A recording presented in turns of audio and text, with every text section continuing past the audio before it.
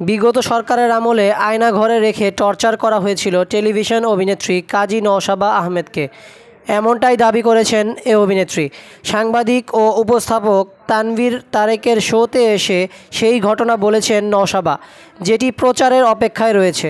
2018 সালে যে আন্দোলন হয়েছিল শাহবাগ তথা রাজধানীতে, সে সময় সোশ্যাল মিডিয়ায় সরকার বিরোধী এক পোস্ট করার দায়ে গ্রেফতার হন জনপ্রিয় অভিনেত্রী কাজী নওশাবা আহমেদ।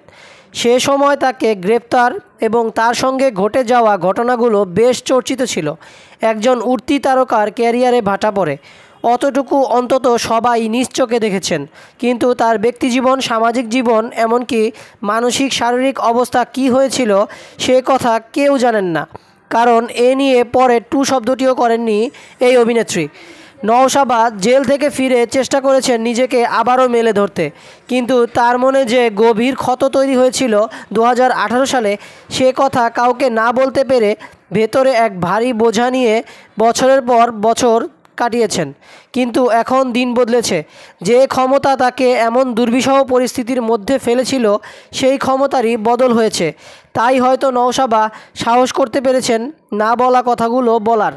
তিনি কথা বলেছেন তানভীর তারেকের শোতে। প্রচারের অপেক্ষায় থাকা সেই শোয়ের একটি ছবি পোস্ট করে তানভীর তারেক লিখেছেন, 2018 সালে প্রথম রুলিং পার্টির অন্যায়ের বিরুদ্ধে প্রতিবাদকারী শিল্পী হলেন অভিনেত্রী কাজী নওশাবা আহমেদ।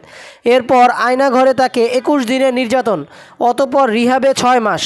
নিজের মেয়েকেই চিনতে পারতেন না তিনি।